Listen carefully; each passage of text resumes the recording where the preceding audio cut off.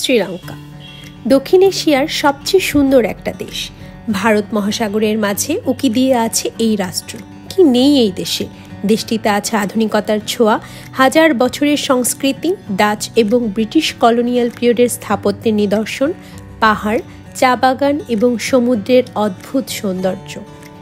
প্রাকৃতিক সৌন্দর্যের পাশাপাশি শ্রীলঙ্কা কিন্তু খাবারের দিক দিয়েও অনেকটাই এগিয়ে আছে, কারণ এই দেশটার স্পাইস মজাদার খাবার তৈরির সাথে প্রাচীনকাল থেকে বিভিন্ন আয়ুর্বেদিক চিকিৎসায়ও গুরুত্বপূর্ণ ভূমিকা পালন করছে।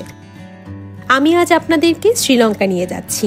6 দিনের এই সফরে এদেশের পাহাড়, সমুদ্র, ঝর্ণা ঘেরা প্রকৃতি ঘুরে বেরিয়েছি এবং আপনাদের জন্য সেই যাত্রার কিছুটা অংশ তুলে ধরার চেষ্টা করেছি। আশা করছি শ্রীলঙ্কা ভ্রমণের একটা চমৎকার ধারণা পেয়ে যাবেন আমার এই ভিডিওর মাধ্যমে। শ্রীলঙ্কা সিরিজের সবগুলো এপিসোড যদি উপভোগ করতে চান তাহলে চোখ রাখুন আমার চ্যানেলে, আর যাতে কোনো এপিসোড মিস না হয়ে যায় সেজন্য সাবস্ক্রাইব করে নোটিফিকেশন বাটনটি অন রাখতে পারেন। চলুন তাহলে আজকের ভিডিওটি শুরু করা যাক। সকাল সকাল রেডি হয়ে বেরিয়ে গেছি এয়ারপোর্টের উদ্দেশ্যে। আমাদের ফ্লাইট যেহেতু দুপুর 1টায়, সো আমরা 9টায় বাসা থেকে রওনা হয়ে গিয়েছি। আমরা আজকে শ্রীলঙ্কার এয়ারলাইন্সে করে শ্রীলঙ্কা যাচ্ছি। চেক ইন অ্যান্ড ইমিগ্রেশন ডান করে চলে এসেছি লাউঞ্জে এবং ব্রেকফাস্ট সেরে নিচ্ছি।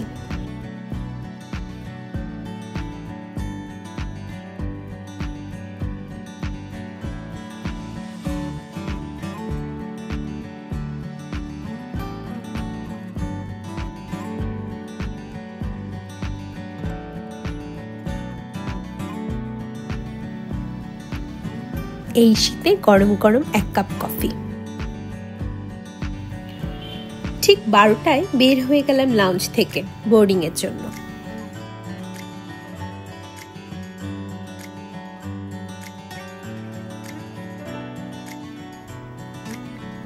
বোর্ডিং এর সকল প্রসিডিওর ডান। এখন সেই কাঙ্ক্ষিত ফ্লাইটে আমি।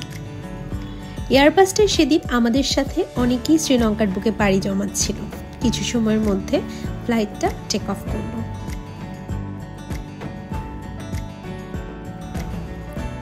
ফ্লাইটটা টেক অফ করার কিছু সময়ের মধ্যেই খাবার চলে আসলো। যেটা অপশন দেওয়া হয়েছিল চিকেন আর ভেজিটেরিয়ান।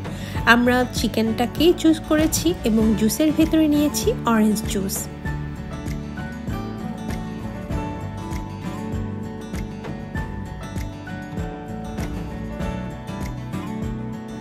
চিকেন প্ল্যাটারে ছিল rice, chicken curry and vegetable. সাথে ছিল একটা ব্রেড, বাটার অ্যান্ড একটা পেস্ট্রি। খাবারের টেস্টটা আমার কাছে অসম্ভব ভালো লেগেছে, বাট সবচেয়ে ইয়াম্মি লেগেছে পেস্ট্রিটা। স্পাইসি চিকেনের পর এটা মনে হয়েছে জাস্ট অমৃত। এয়ারবাসটার বাইরে তাকাতেই মনে হলো মেঘগুলোর সাথে আমরা যাচ্ছি। দেখতে এতটাই সুন্দর লাগছিল, আপনারা নিজেরাই দেখে আন্দাজ করতে পারছেন, তাই না?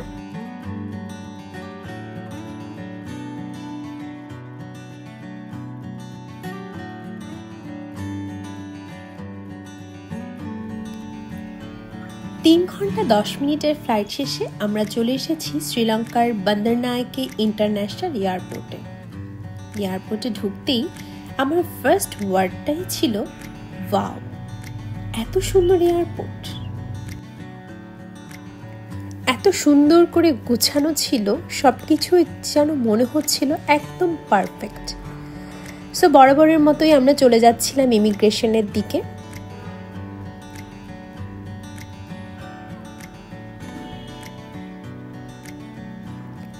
ইমিগ্রেশন প্রসিডিওর ডান এবং ইমিগ্রেশনটা সবচেয়ে স্মুথ ছিল।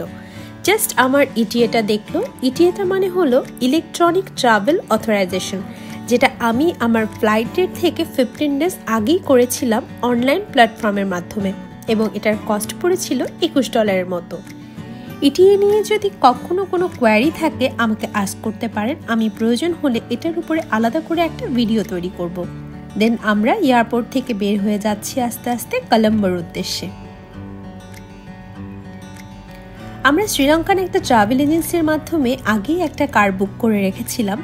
সো সে আমাদেরকে রিসিভ করেছে এবং আমাদের এই 6 দিনের সফরে উনি আমাদের সাথে থাকবে। ট্রাভেল এজেন্সির হোয়াটসঅ্যাপ নাম্বারটা আমি আমার ডেসক্রিপশন বক্সে শেয়ার করে দিব, আপনারা চাইলে কমিউনিকেট করে দেখতে পারেন। কলম্বোতে যাওয়ার সময় যে হাইওয়েটা দিয়ে আমরা যাচ্ছি দেখতেই পাচ্ছেন, মনে হচ্ছে ইউরোপের কোনো একটা স্টেটে চলে এসেছি। এত সুন্দর, সাউথ এশিয়ায় এত সুন্দর একটা কান্ট্রি আছে, নিজের চোখে না দেখলে তো আমি বুঝতেই পারতাম না। প্রত্যেকটা রোড মনে হচ্ছিল ক্যামেরা বন্দি করে রাখি। এত সুন্দর, এত পরিষ্কার পরিচ্ছন্ন, আর প্রত্যেকটা স্থাপত্য এত সুন্দর করে মেনটেন করে রেখেছে, অসম্ভব ভালো লাগছিল। আমার তো first day impression and experience দুটোই বলবো আলহামদুলিল্লাহ অনেক ভালো ছিল। নেক্সট ভিডিওতে আমি আপনাদেরকে দেখাবো আমরা কলম্বোতে কোন হোটেলে চেক ইন করেছি এবং রাতের কলম্বো কতটা সুন্দর হতে পারে, এটার একটা আইডিয়া পেয়ে যাবেন ইনশাল্লাহ আমার ভিডিও দেখলে। দেখা হচ্ছে তাহলে নেক্সট ভিডিওতে। আমার ভিডিওটা যদি ভালো লেগে থাকে প্লিজ আমার চ্যানেলটা সাবস্ক্রাইব করবেন, বেশি বেশি লাইক দিবেন এবং চ্যানেলটা আপনার ফ্রেন্ডস অ্যান্ড ফ্যামিলির সাথে শেয়ার করবেন। ততদিন পর্যন্ত সবাই ভালো থাকবেন। আল্লাহ হাফিজ।